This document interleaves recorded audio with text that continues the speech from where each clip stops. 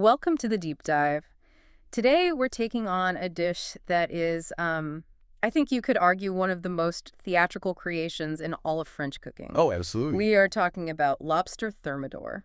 It's the definition of a showstopper. You can Mhm. just picture it, right? That tender lobster meat, all dressed in this rich, velvety, creamy sauce, Yeah, that's sauce. infused with mustard and brandy, and then it's all presented right back inside its own shell. With that cheese on top. Exactly, a layer of Gruyere or maybe Comté, and it's gratinated until it's just perfectly golden brown. It doesn't just taste expensive, it looks like a work of art. It screams high society Paris, from the 1890s. hmm But our mission today, looking through all these sources, is to show you that behind that amazing presentation, there's a really surprising story. A very surprising one. It connects Parisian theater, Okay. a little bit of French Revolutionary politics, and this huge moment of culinary innovation. This dish is so much more than just butter and brandy. It's like a cultural time capsule. It's tied to a very specific kind of explosive historical moment. Okay, so let's get into this origin story, because it starts somewhere you would just never expect. Right. I think the most surprising thing right off the bat is the name. When you hear thermidor, you'd assume it's some kind of, I don't know, a cooking A method. specific temperature or something? Yeah. But our sources all confirm the name has, absolutely nothing to do with kitchen technique. Nothing at all. It comes entirely from the stage. The stage. Yeah. The dish was invented to celebrate the premiere of a play in 1891. A sensationally successful, but also highly controversial drama. Okay, what was the play?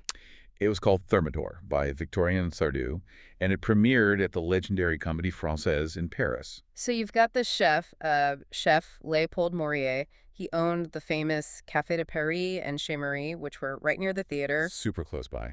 And he decides to capitalize on all the buzz. So he invents this dish, calls it Homard à la Thermidor Lobster Thermidor, as a tribute to the play. It's the ultimate marketing tie-in, but like from the 1890s.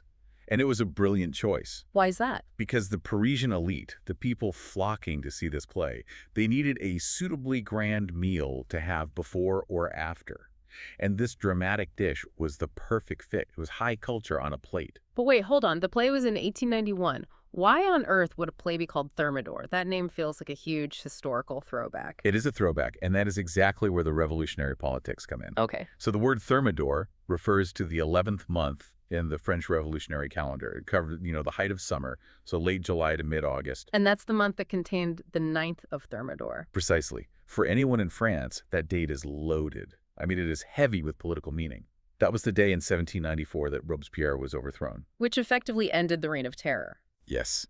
It was the moment the most radical, bloody phase of the revolution finally came to an end. Wow. So Sardou's play was explicitly about all that political fallout. Right. And Maurier, the chef, wasn't just grabbing some random name. He was borrowing this really politically charged, dramatic title for his super luxurious creation. It's a wonderful, strange collision of history and, well, butter. That political tension has to be key to why the name worked so well. I think so. By the 1890s, French identity was so wrapped up in the memory of the revolution. So naming this decadent dish after the moment that the terror ended, that was a very sly, culturally resonant move. He was selling status and historical awareness at the same time. Exactly. And we can really pin this down with our sources. We know the play premiered in 1891. That's in the Comédie Française archives. And then we see the first written recipes pop up in the landmark Le Russe gastronomy. I think the 1938 edition is the first one. Right, which solidifies its classic status.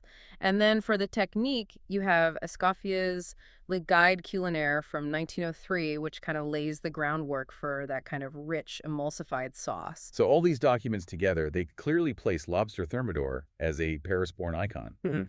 It is absolutely rooted in late 19th century haute cuisine. So if the dish was designed for this glamorous, high-stakes dining experience, what did that actually mean in the kitchen? What were the techniques you had to master? That high standard meant precision. It just had to be perfect. If we put the history aside for a second and just look at the craft. Yeah, let's deconstruct it. Okay, so the classic Thermidor is basically a technical showcase. It demands mastery of three really fundamental culinary concepts. So the core is obviously the lobster meat, which has to be perfectly cooked. Steamed or blanched, yeah. Hmm. But the real challenge, the art, is in the sauce. That sauce is so specific. It's got brandy or cognac, Dijon mustard for that tang, cream, butter, and crucially egg yolks. And those egg yolks bring us to our first technique. It's what chefs call a liaison. For anyone who might not know that term, a liaison is basically a binding agent, right? Exactly. In this case, it's egg yolks, sometimes mixed with cream, and it thickens the sauce without using flour or starch. The trick is getting that perfect creamy consistency without, Without scrambling the eggs. without scrambling the eggs. They will curdle instantly if you heat them too fast. And the flavor, when it's done right, is just unforgettable. It's creamy, it's aromatic from the brandy, but that little kick from the mustard cuts right through the richness. It keeps it from feeling too heavy. And you get those deep caramelized notes that can only come from a proper flambe. Which is technique number 2. And number 3 is the finish. The whole thing, the lobster meat back in the shell, covered in sauce, has to be gratinated. Which is another one of those great French cooking terms. It just means finishing it under intense heat, right? Like a broiler. A broiler or a salamander, yeah. You're just trying to create that beautiful, crisp, brown crust of cheese on top. It all makes sense. This wasn't just a meal, it was a performance. It became an icon because it was this bold, new, very visual way to serve luxury seafood. It screamed status. And its importance really does endure. The sources confirm it. I mean, Thermidor is still taught in culinary schools today. Not just as a history lesson, I assume. No, not at all. It's used specifically to teach those 3 essential techniques we just mentioned. The flambe, the liaison, and the gratin. Okay, so now for my favorite part. We've got the history, you've got the basic concepts, but for the listener who really wants to master this, what are the professional secrets? The little details that take it from good to truly exceptional. Right, moving from the what to the how. We want those aha moments. Okay, secret number 1. It's all about managing the double cook. The double cook. Yes. Since the lobster is cooked once at the beginning and then cooked a second time under the broiler, you absolutely cannot overcook it the first time. So how short are we talking for that first cook? Very short. 6 to 8 minutes max for the initial steam or blanch. That leaves the meat just slightly underdone. So when it finishes cooking under the heat of the gratin, it stays tender and succulent, not rubbery. Exactly. No rubbery lobster. That timing is so critical. Okay, secret number 2 has to be about the brandy, the flambe. Yes. You must flambe the brandy properly before you add it to the sauce. What happens if you don't? If you just dump it in, you're left with this harsh, raw alcohol flavor. Proper flambeing, where you light it and let the flames die out completely, burns all that off. And leaves behind the good stuff. It leaves behind those deep, complex caramel notes that you need to balance the rich cream. Okay, and then the biggest potential disaster for a home cook? The liaison. We talked about the curdling, so how do you do the perfect temper? This is all about finesse. You never, ever add the yolks directly to the hot sauce. Right. You keep the yolks in a separate bowl. Then you take a small spoonful of the hot sauce, whisk it really fast into the yolks. You do that 2 or 3 times. So you're slowly bringing the temperature of the yolks up. You're tricking them, basically. Yeah. Gently warming them up so they don't seize. And then? Then you can stir that warm yolk mixture back into the main pot. And you get that beautiful, smooth, velvety texture. No curdling. That is the secret. Incredible. Okay, what's next? The finish. The cheese. Secret number 4. The right cheese. The sources are clear on this. Stick to Gruyere or Comté. No mozzarella. Please, no. Gruyere and Comté, they have this nutty depth that works with the mustard, and they melt and brown perfectly without getting greasy. And the final secret, number 5. It's all about the presentation.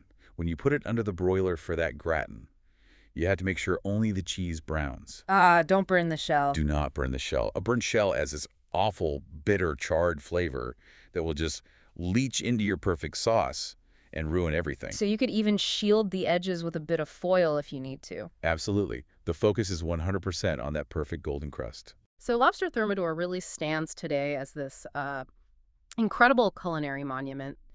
It's a timeless classic born from Parisian theater, a controversial political moment, and the golden age of French food. It's amazing, isn't it? How a fleeting, dramatic moment in like the debate around Sardou's play can be immortalized, made timeless through art.